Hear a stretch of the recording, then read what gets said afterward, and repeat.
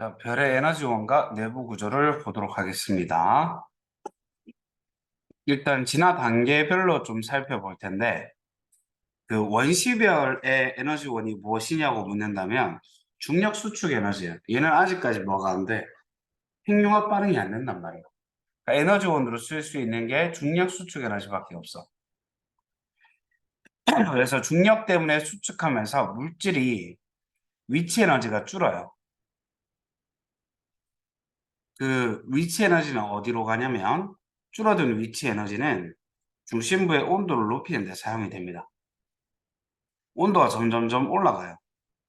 그래서 1000켈빈 되었을 때 눈으로 보이기 시작하죠. 그걸 전주계열이라고 불러줍니다. 그 1000만 켈빈이 되었을 때 뭐가 돼? 주계열성이 되어서 수소핵융합 반응이 일어날 수가 있습니다. 그래서 원시별에서의 어떤 위치 에너지가 열 에너지와 운동 에너지로 바뀐다. 그래서 일부는 내부 에너지를 증가시키지만 일부는 방출되어서 빛을 낼 수 있습니다. 중력 수축 에너지의 크기인데 반지름에 반비례하고 질량의 제곱에 비례한다라는 거 정도 알아주시면 돼요.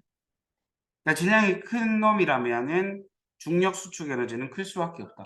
원래 질량이 크면 중력이 크거든. 다시 자 주계열성의 주요 에너지원부터 보도록 하게요. 전주계열은 여기서 안 다루니까 온도가 올라가서 1000만 켈빈이 되게 되면은 4개의 수소가 하나의 헬륨으로 그 핵융합 반응을 하게 되죠. 수소 핵융합 반응. 근데 총 질량을 보게 되면 전체 질량이랑 합쳐졌을 때 질량의 차이가 조금 생겨요. 5.02 곱하기 10의 마이너스 29승 킬로그램 정도의 차이가 생깁니다. 그럼 질량이 줄었는 거지. 그 줄어든 질량이 뭐가 되는 거야? 에너지가 되어서 주변부에 방출되게 되는 거예요. 그래서 질량이 에너지가 된다라는 원리가 질량 에너지 등가 원리 이렇게 불러줄 수 있고, 그래서 주계열성의 주요 에너지원이라고 묻는다면 수소 핵융합 반응으로 생겼는 질량 결선의 에너지요 이렇게 얘기할 수 있는 거예요. 오케이. 자, 수소 핵융합 반응이 일어나기 위해서는 최소한 1000만 켈빈의 온도가 필요합니다. 그래서 1000만 켈빈에 도달하지 못하게 되면은 주계열성으로 진화가 안 돼요. 그래서 갈색 외성이라는 형태로 죽어버려요. 그 다음 이 수소핵융합 반응이라는 것도 사실은 두 가지 종류가 있어요. PP 반응과 CNO 순환 반응이 있는데 요건 질량에 따라서 좀 달라지거든. 볼게요. 자, PP 반응은 양성자 두 개가 합쳐서 양성자 한 개가 중성자로 바뀌어버려요. 그럼 양성자 한 개 있을 때 이걸 우리는 경수소 혹은 그냥 수소라고 해요. 이 수소가 수소 두 개 중에 하나가 중성자로 바뀌어버리는 거지. 이 두 개 중에 빨간색의 양성자가 흰색의 이 중성자로 바뀌는 거야. 이렇게 되려면은 사실 에너지를 좀 흡수해야 되거든. 그래서 이 단계가 되기 위해서 에너지를 흡수해야 되기 때문에 1000만 켈빈의 온도가 필요한 거야. 이게 되면 이 중수소가 만들어지죠. 양성자 한 개에 중성자 한 개 있는 이 중수소 두 개가 이렇게 만들어졌다고 했을 때 이때 어떻게 되냐면 또 양성자 한 개가 붙어버려요. 그러면 헬륨인데 질량수가 3인 불안정한 헬륨이 이렇게 만들어지겠죠. 근데 안정한 헬륨은 누구냐면 양성자 두 개, 중성자 두 개는 얘가 안정한 형태야. 그래서 얘네들끼리 부딪히면서 수소 두 개가 즉 양성자 두 개가 떨어져 나가고 안전한 형태의 헬륨이 만들어집니다. 그래서 반응에 직접 참여했는 수소는 4개고 필요한 수소의 개수는 뒤에 한 개씩 더 들어와야 되기 때문에 이렇게 한 개씩 더 들어와야 되기 때문에 필요한 건 총 6개다 이렇게 볼 수 있는 거예요. 이해될까? 이 PP 반응은 질량이 주로 작은 별, 태양과 좀 비슷한 정도의 질량을 가지고 있는 별에서 우세하게 나타납니다. 그 다음에 CNO 순환 반응은 봐봐. C가 있어. 여기 수소 한 개가 결합하면은 이제 즉 양성장기가 들어왔으니까 원자번호 13번이 되어버리겠지? 아니 13번이란다. 원자번호 7번인 형태가 되어버려요. 즉 질소가 돼요.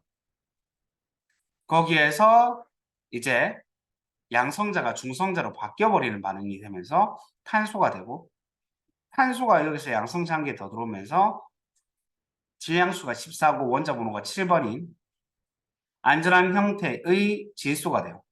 그래서 양성장기에 더 들어와서 산소, 불안정한 산소 그 다음에 또 양성자가 중성자로 바뀌면서 이제 질소가 되고 질소에서 또 양성장기에 더 들어오면서 헬륨 원자액이 빠져나가서 다시 원래대로의 질량수 12, 원자번호 6번인 산소가 만들어지게 되는데 그럼 C, N, O, C, N, O 이렇게 돌면서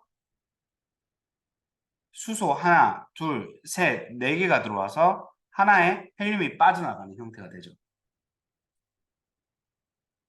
그래서 탄소, 질소, 산소의 형태로 모양을 바꾸면서 네 개의 수소가 들어와 가지고 하나의 헬륨 원자액이 되어서 빠져나갑니다. 이렇게 되면 CNO는 촉매 역할을 하게 됩니다. 촉매 역할은 반응 속도를 올려준다는 거거든요. 그래서 빠르게 수소를 헬륨으로 바꿔주는 거예요. 수소 핵융합 반응이 엄청 빨라져요. 이건 근데 이런 CNO 순환 반응을 하기 위해서는 태양의 약 2배 이상의 질량을 가지고 있어야 돼요.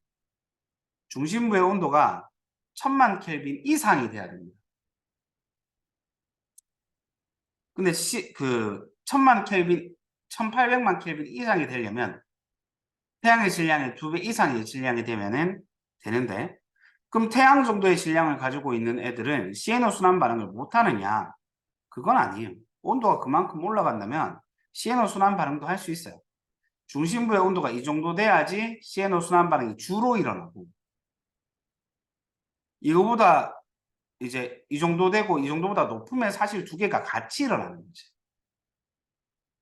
근데 이거보다 온도가 낮아 버리게 되면 어때? 뭐밖에 안 돼? PP 반응밖에 안 일어나는 거예요.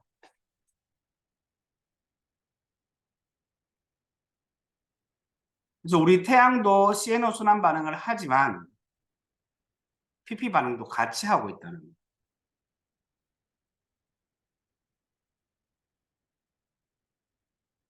그래서 아까 원시별의 에너지원은 중력 수축 에너지고 그 다음에 주계열성의 에너지원은 수소 핵융합 반응인데 우리 태양도 주계열성이기 때문에 바로 이 수소 핵융합 반응으로 만들어지는 에너지가 주 에너지원이 될 수 있습니다. 자, 주계열성이 지났어요. 주계열이 지나가게 되면은 질량이 좀 작은 친구들은 적색 거성으로 질량이 대빵 큰 친구들은 초고성으로 지나가게 되죠. 적색 거성은 1억 켈빈에 도달하게 돼서 헬륨 핵융합 반응이 일어나게 되는데 이게 에너지원입니다. 초고성 같은 경우에는 연쇄적으로 계속 핵융합 반응하죠. 헬륨 핵융합, 탄소 핵융합, 네온 핵융합, 산소 핵융합, 규소 핵융합까지 차례대로 일어나서 맨 마지막에 내부에 뭐까지 만들어? 철까지 만들죠.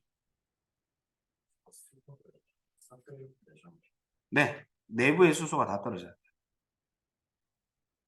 적색 거성보다 온도가 더 높아지기 때문에 무거운 원소 핵융합 반응이 연쇄적으로 일어나서 에너지를 만들 수가 있습니다. 자, 주계열성의 내부 구조를 보게 되면은 질량이 큰 놈이랑 질량이 작은 놈이랑 좀 나뉘는데 태양 정도의 질량을 가지게 되면 이렇게 대류층, 복사층, 핵 세 단계의 구조를 가지게 되고 태양 질량이 2배 이상이 되면은 복사층과 대류핵 이렇게 두 단계를 가지게 돼요. 그러니까 질량이 더 큰 애죠. 2배 이상이니까 얘는 뭐가 일어날 수 있어요? CNO 순환 반응이 일어날 수 있는 친구죠. 얘는 CNO 순환 반응보다는 PP 반응이 주로 일어나는 친구가 되겠죠. 그리고 수소익융합 반응이 일어나게 되면은 주로 팽창하는 힘을 만들거든. 팽창하는 내부 압력을 만들어요. 근데 중력은 뭐 하려고 해? 기체 압력, 내부 압력을 만들게 되는데 이건 뭐라 그랬지? 뭐 결과? 수소 핵융합 결과 만들어지는 힘이고 그 다음에 질량 때문에 만들어지는 힘이 있지. 그게 누구야? 중력이죠. 수축시키려고 하죠. 근데 핵융합으로 만들어지는 기체 내부 압력은 팽창하려고 한단 말이야. 그럼 이 힘이 어떻게 되게? 똑같아요. 그래서 이 단계를 크기가 커지지도 않고 작아지지도 않는 정역학적 평형 상태 이렇게 얘기를 할 수 있어요. 언제가? 주계열성 단계가. 주계열성일 때 수소핵융합이 일어나니까. 오케이? 다시 태양과 비슷한 질량을 가지고 있는 애들은 무슨 반응? PP 반응이 우세하게 일어나고 태양 질량의 2배 이상이면 CNO 순환 반응이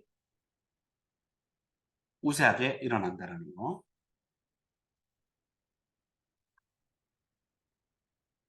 그다음 주계열성에서 거성이나 초고성으로 진화할 때 내부는 봐봐. 내부에 수소가 있어 없어? 없지. 헬륨밖에 없지. 수소핵융합 반응에서. 그럼 얘가 어떻게 되냐면 수축해버려 갖고 외부층과 분리가 돼요. 분리가 되고 여기만 뜨거워져. 온도가 계속 올라가. 중력 수축 에너지 때문에.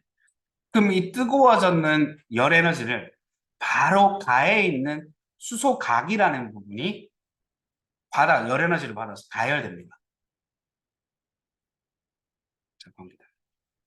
수소각이 가열돼 가지고 여기서 뭐가 일어나냐면은 수소핵융합 반응이 일어나요. 그럼 팽창하겠죠? 중심부가 아니기 때문에 중력을 적게 받거든요. 그래서 외부층을 밀어버리는 거예요.